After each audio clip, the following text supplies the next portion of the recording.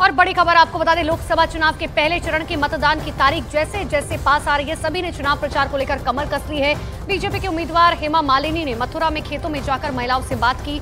इस दौरान उन्होंने गेहूं की फसल काटी। वहीं सर्बानंद सोनोवाल असम के तिनसुकिया में प्रचार के दौरान समर्थकों का जोश बढ़ाते हुए नजर और लोगों के साथ झूमते हुए दिखाई दिए।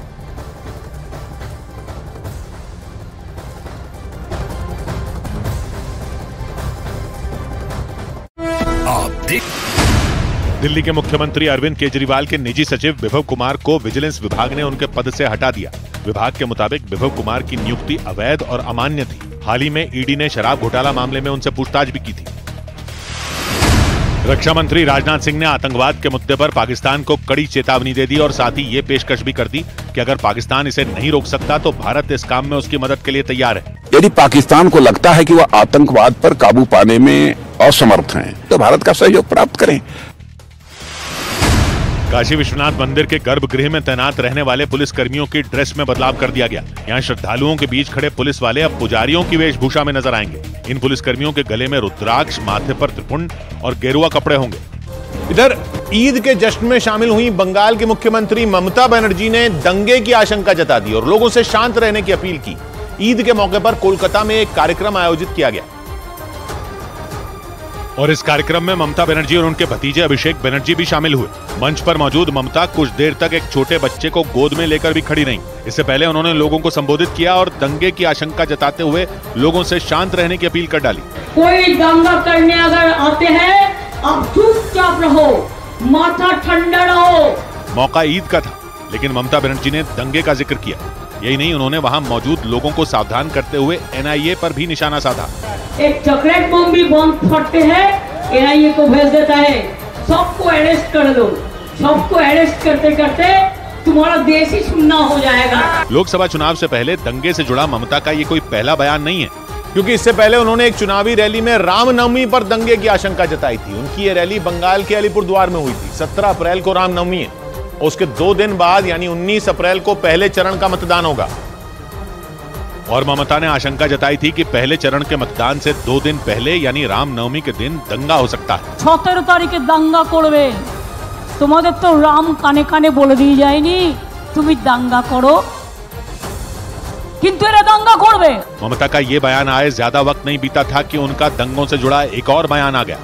बीजेपी ने ममता के इस तरह के बयानों को चुनाव में हार का डर माना और दावा किया कि इस बार बंगाल के नतीजे हैरान कर देंगे। मैं ईद के दिन कोई राजनीतिक बात नहीं करूंगा, लेकिन बंगाल के नतीजे चौंकाने वाले होंगे। पिछले साल बंगाल के कुछ इलाकों में रामनवमी पर दंगे हो गए थे। बंगाल सुलग उठा था। रामनवमी से पहले ममता बार बार उसी ओर इशारा कर रही हैं और दंगों की आशंका जता रही हैं। इधर यूपी के कानपुर में समाजवादी पार्टी के विधायक अमित वाजपेयी की वहां के पुलिस वालों से तीखी बहस हो गई। उन्होंने आरोप लगाया कि पुलिस वालों ने ईद के मौके पर नमाज पढ़ रहे लोगों के साथ बदतमीजी की और जब इसका विरोध किया गया तो समाजवादी पार्टी के नेता सम्राट विकास यादव को पुलिस ने हिरासत में ले लिया। और इसी के बाद वहां ऐसा बवाल हुआ कि बात बुरी तरह बिगड़ गई। अपने कुछ समर्थकों के साथ विधायक अमित वाजपेयी थाने पहुंचे और पुलिस वालों पर हल्ला बोल दिया।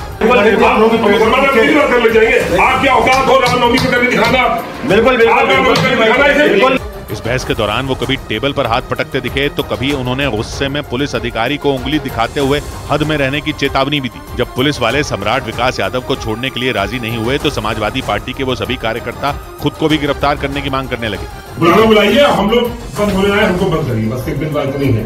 पुलिस के मुताबिक समाजवादी पार्टी के जिस सम्राट विकास यादव को गिरफ्तार किया गया, उन्होंने माहौल बिगाड़ने की कोशिश की थी। उन पर ईद के मौके पर लोगों को भड़काने के आरोप लगे और पुलिस ने दावा किया कि इसी वजह से उन्हें हिरासत में लिया गया। पुलिस के मुताबिक कानपुर के शाही ईदगाह में ईद के जश्न के दौरान सम्राट विकास यादव ने लस्सी बांटने के लिए एक स्टॉल लगा दिया था, जबकि उन्हें इस बात की इजाजत नहीं मिली थी। पुलिस के मुताबिक जब उन्हें रोका गया तो वो ईदगाह के दरवाजे पर ही धरने पर बैठ गए। इससे आने जाने का रास्ता जाम हो गया और जब हालात काबू से बाहर हो गए तो पुलिस को उन्हें हिरासत में लेना पड़ा। उनके द्वारा लोगों को प्रेरित किया गया कि वो वहीं बैठ के नमाज पढ़े। हालांकि समाजवादी पार्टी के कार्यकर्ताओं ने आरोप लगाया कि पुलिस वालों ने वहां पहुंचकर साजिश के तहत सम्राट विकास यादव को गिरफ्तार किया। इसके अलावा वहां पहुंचे कई और लोगों को भी जानबूझकर परेशान किया गया। मैदान के अंदर नमाजियों को पुलिस बदतमीजी से खदेड़ रही थी। बताया गया कि इसके बाद पहले तो समाजवादी पार्टी के कार्यकर्ताओं ने उसी ईदगाह के बाहर नारेबाजी की और फिर विरोध जताने के लिए थाने पहुंच गए।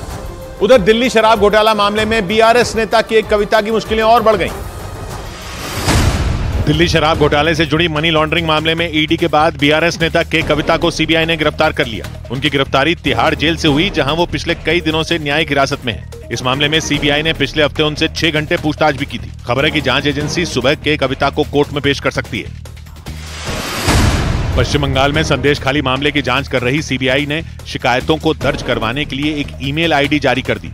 इसके साथ ही पीड़ितों से अपील की गई वो बिना डरे इस ईमेल पर अपनी शिकायत दर्ज कराएं। उज्जैन के महाकाल मंदिर परिसर में खुदाई में मिला 1000 साल पुराना मंदिर जुलाई में पूरी तरह बनकर तैयार हो जाएगा। बताया गया कि इस शिव मंदिर की ऊंचाई 37 फीट होगी। इस प्राचीन मंदिर के अवशेष जून 2021 में मिले थे। हरियाणा के महेंद्रगढ़ में उस वक्त अफरा तफरी मच गई जब वहां ईद की छुट्टी के दिन छात्रों से भरी एक स्कूल बस भीषण हादसे का शिकार हो गई।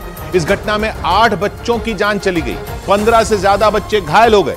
हादसे के बाद जीएल पब्लिक स्कूल नाम के उस स्कूल की प्रिंसिपल को हिरासत में ले लिया गया, क्योंकि ईद की सरकारी छुट्टी होने के बाद भी स्कूल को खुला रखा गया और स्कूल जाते हुए वो बस हादसे का शिकार हो गई।